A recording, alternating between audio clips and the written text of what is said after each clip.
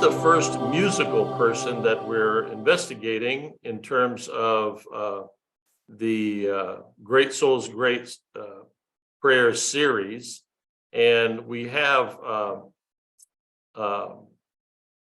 one of the greatest musical presences in the world to look at, Mahalia Jackson, who lived from the 26th of October in 1911 when she was born down in New Orleans on Water Street, very close to the levee by the Mississippi River, and who died on the 27th of January, 1972, just 60 years old, by the way, 60 years and a couple of 3 months.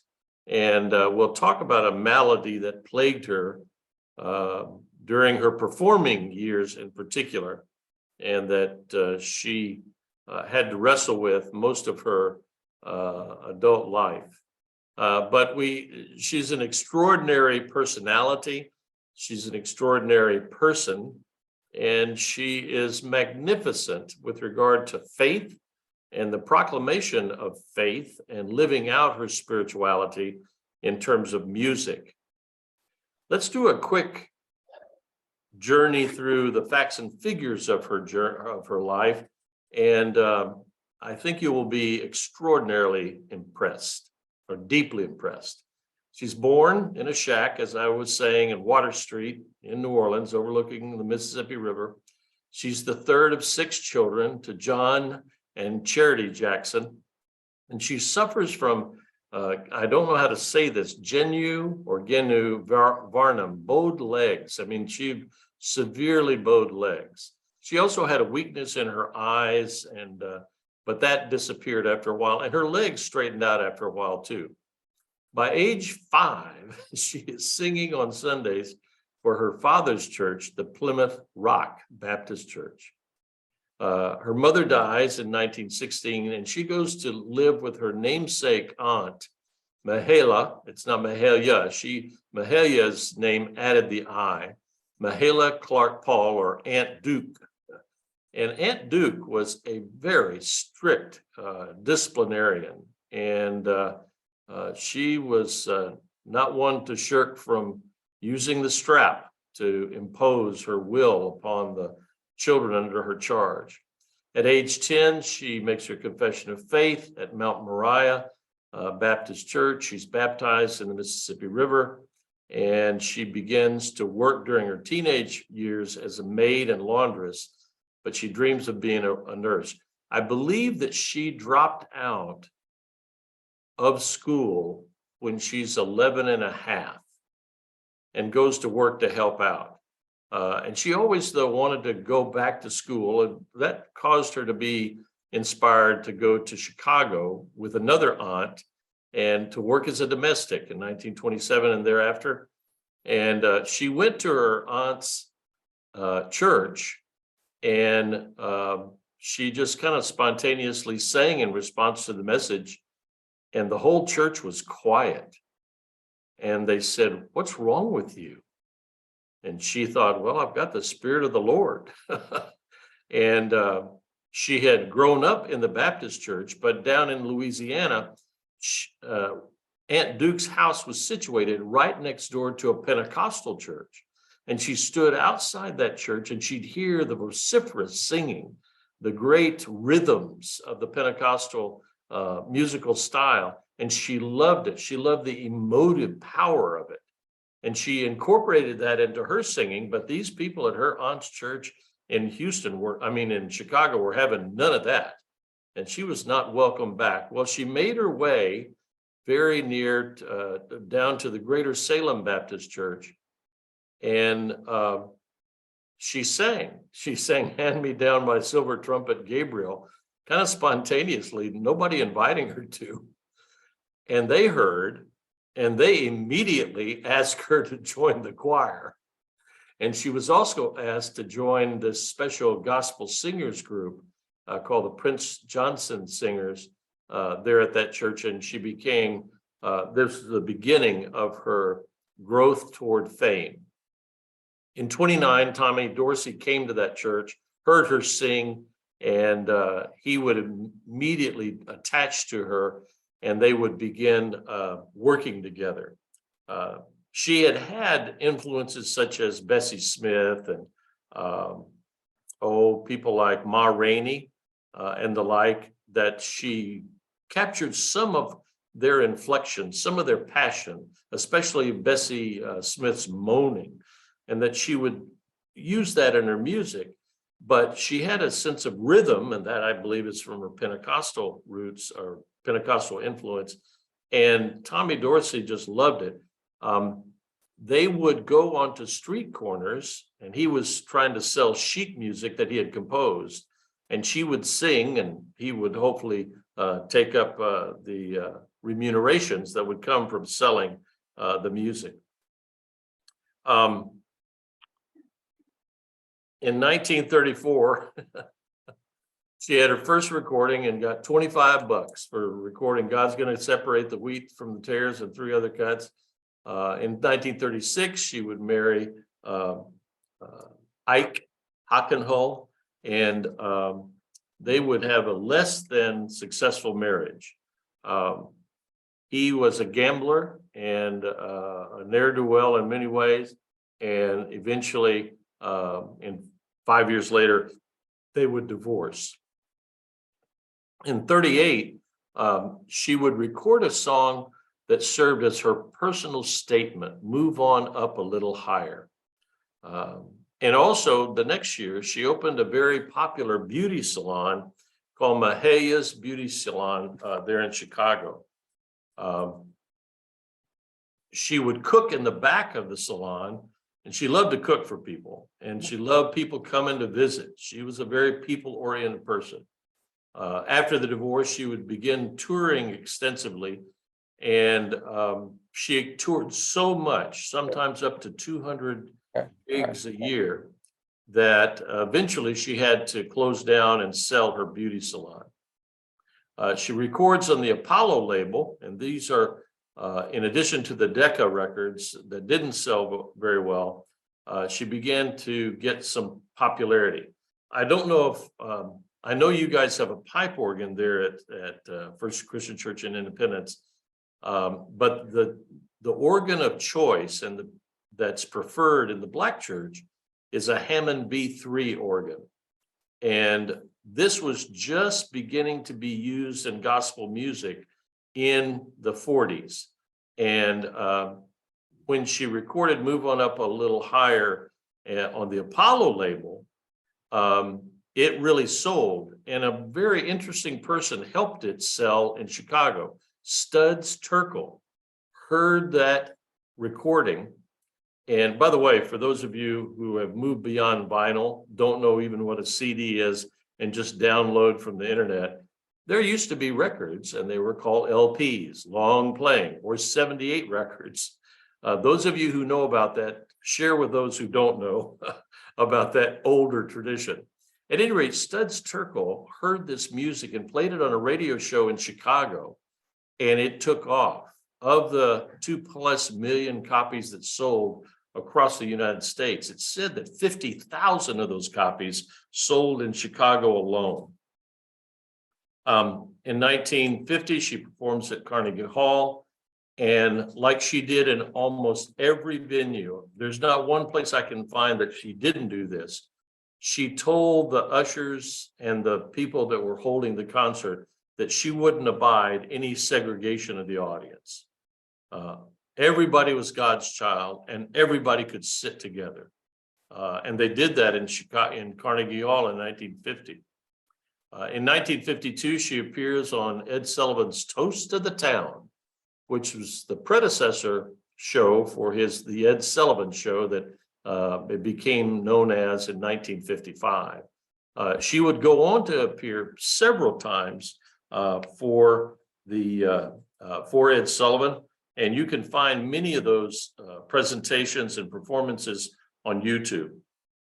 She did a tour of Europe right after that, and it was a successful tour, and she tore up London. They loved her. She went to other places in Germany. They loved her.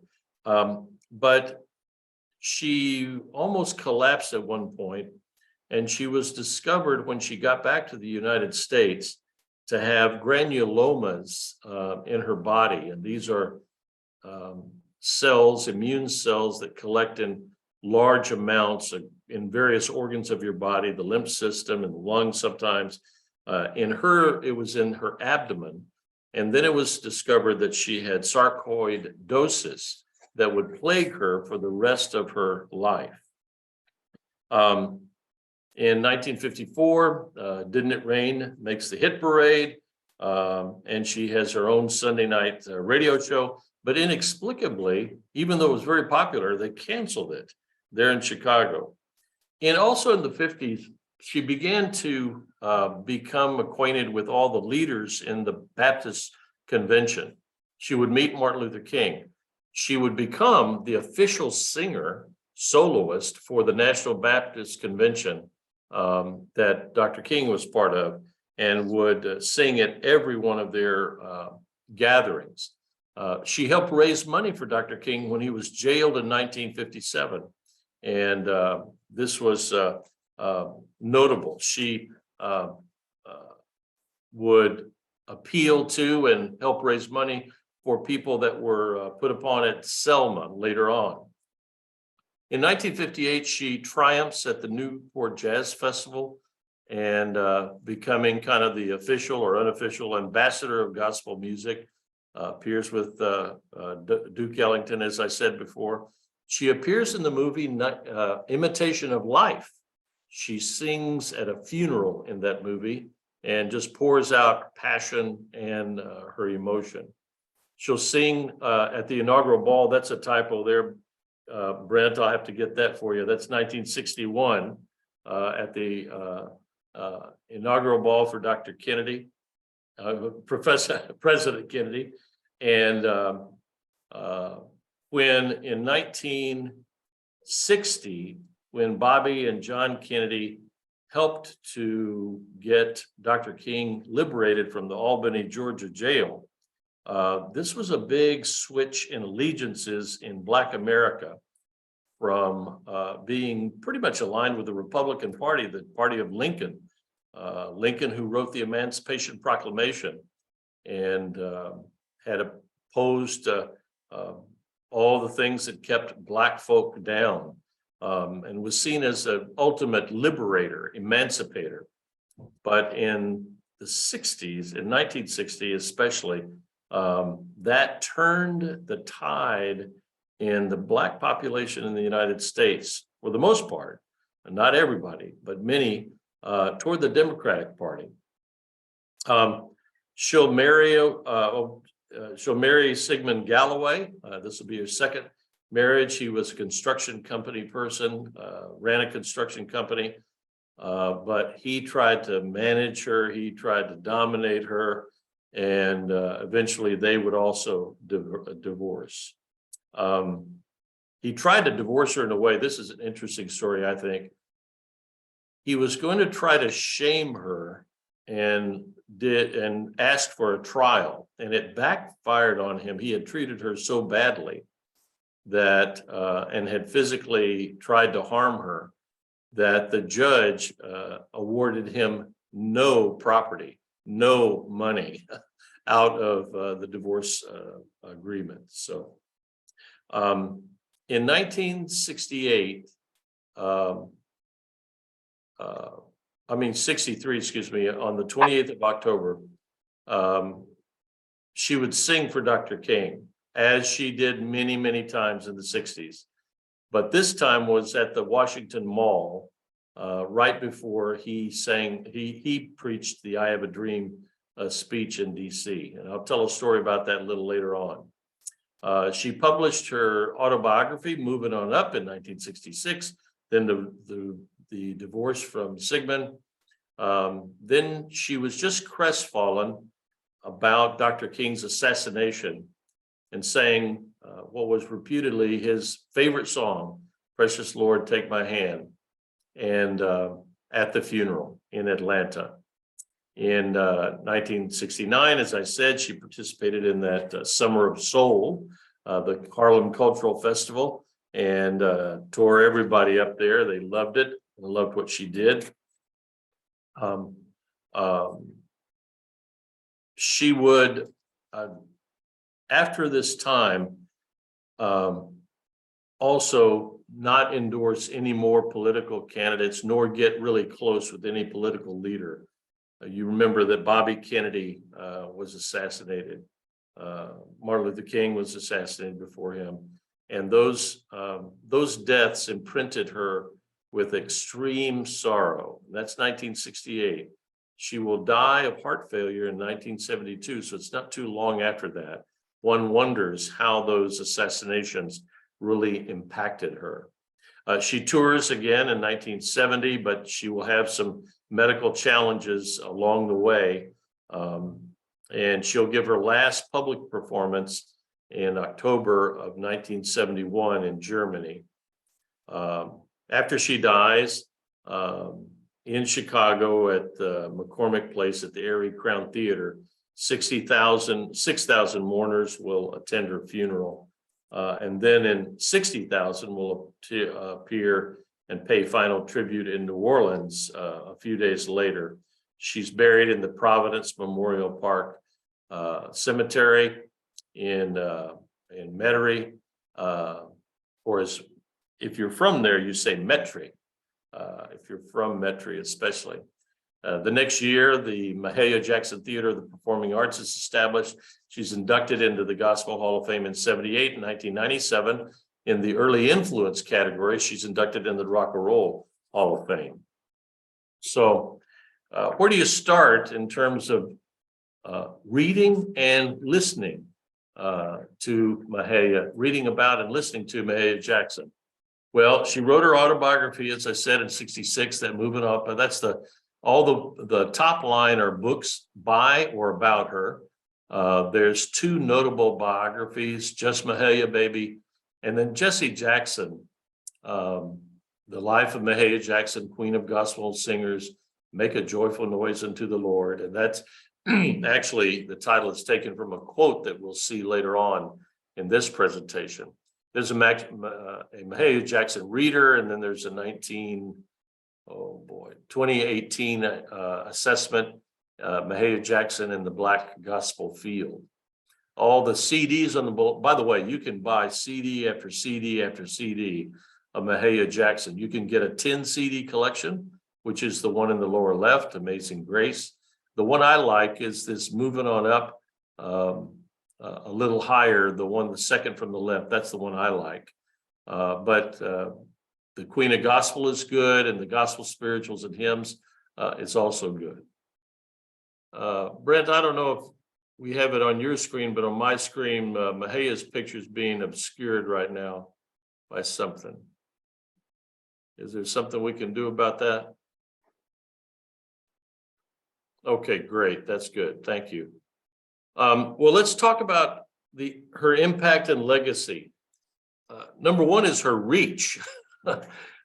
She starts out in storefront churches down in New Orleans, but she ends up at civil rights rallies and at major anchor congregations in the metropolitan areas of Chicago, especially during the Depression. She's there, remember, from like 1927 on up until the 40s, when she will be touring internationally everywhere. But she's there during the Great Migration of Southern Black folk moving from the South and the Jim Crow oppression to the North, where there's greater opportunities and greater freedoms. Still some of the same prejudices and racism, but much more opportunities. And these major metropolitan anchor congregations will contribute to her fame as she's asked to sing at a funeral or at a political rally or at a community gathering again and again and again, in addition to on Sunday mornings. She'll sing at the Lincoln Memorial before Dr. King will speak. She sings at presidential inaugurations, but also for presidents in the White House. As I said, she even sang for Frederick FDR and Franklin Delano Roosevelt as well. and she will grace the stages of concert halls across the globe, around the globe. Another piece of her impact is her inspiration. She's an inspiration to women. Needless to say, you heard that from the person who plays her in the movie. Robin Robert presents Mahalia Jackson. She's an inspiration for pastors, as she will liberate the kind of the staunch and staidness of many churches into being much more emotive and much more in tune with great passion. She's an inspiration for the civil rights movement. In that documentary, The Power and the Glory, Jesse Jackson talks about how Mahalia Jackson could fill up a room. And I don't mean just with people, just her presence would fill it up. And then everybody would take heart because of her singing and her presence and her faith, extraordinary faith.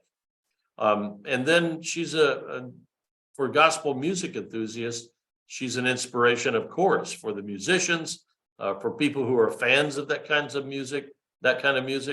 And then for Dr. King. This picture on this slide is him delivering the I Have a Dream speech. It is not the first time he intoned those words, I have a dream. The first time was in Detroit, where C.L. Franklin, and this is Aretha Franklin's daddy, had called Dr. King and other national leaders to come for a 100,000 person march in the streets of Detroit. And she sang at that meeting, but it was there that Dr. King had this, the trope of I have a dream and all the cataloging of that dream. Well, in this picture, we see Dorothy Height, who is a great, great figure in Washington, D.C. and national Black women politics. We see Whitney Young. Down in the lower right-hand corner is Sammy Davis, Jr., who came with a bunch of other Hollywood stars, including James Garner, Burt Lancaster, James Garner, Tony Franciosa, Sidney Poitier, and a bunch of other people, led by Harry Belafonte.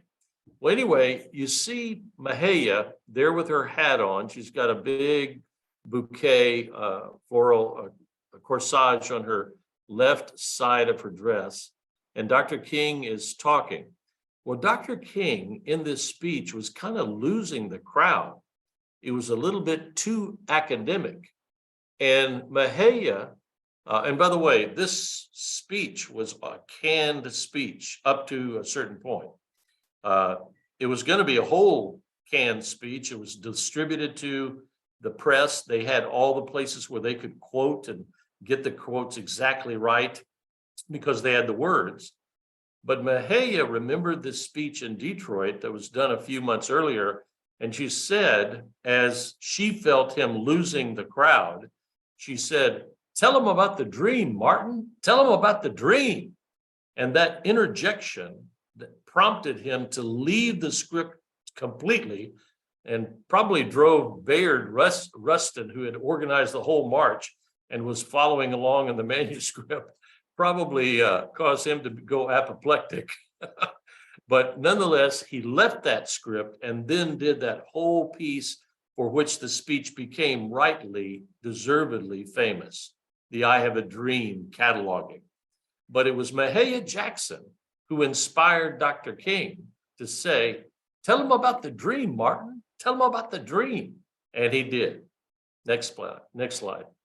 Of course, the foundation of her impact and her legacy is her strong faith. She prayed before every performance. She prayed in church on Sundays and every day at home. She prayed for her family, her city, and her nation. She prayed standing up on her knees and always with her unequaled voice. It is said that she was enticed to do blues like that film clip showed. They wanted her to record blues. And in the documentary, Avakian, who recorded her for CBS Records, Columbia Records, said that if she had, she would have been the most famous blues singer in the history of the blues. But she refused. Her grandfather came to visit her in Chicago, and he was really deathly ill. And she prayed fervently that if he could be healed and recover, then she would devote herself to singing in Jesus's name for the rest of her life. And he did recover. And thereafter, she was tempted and enticed and invited to sing again and again, just strictly secular music, just in clubs, in the Copacabana. And she refused at every turn. She lived out her pledge, her bargain with God. Next slide. The major keys of her faith, I believe, are these: that life is a hallelujah. There's no greater poverty than the poverty of the spirit, and she did not have an impoverished spirit. She would rejoice and sing hallelujah because life really prompted such a response. Music conveys, she lived this out, the gift of saving grace as powerfully as any medium devised by humanity. And she believed that modeling one's life after Jesus led to a sanctified life. Her faith experiences were for her full, and she thought they should be full for everybody. And that meant emotively full, meaning you ought to let it rip. You ought to not hold back. And that emotion didn't need to be feared, but rather embraced. We don't have a time enough to look at enough clips, but you just go on the internet and you will find one clip after another of her singing. Some of the film is grainy and kind of faded, but she is vociferous in her singing, in her clapping, in her gesticulating. Remember that picture of her at the Newport Jazz Festival? She's down on one knee and the microphone is tilted down to her. She was not afraid of emotion, and she brought that fully into gospel music's development, especially during its golden age from 1945 to 1965. Next slide. And I love this picture of Mahalia with her eyes squinting, and you can tell they squint with joy. Joy was the premier theme of her music, her life, and her faith. I'm a sanctified woman, she said, making a joyful noise in praise of the Lord.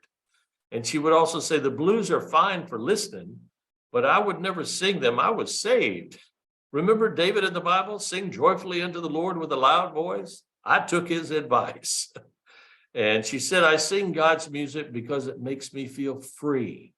It gives me hope.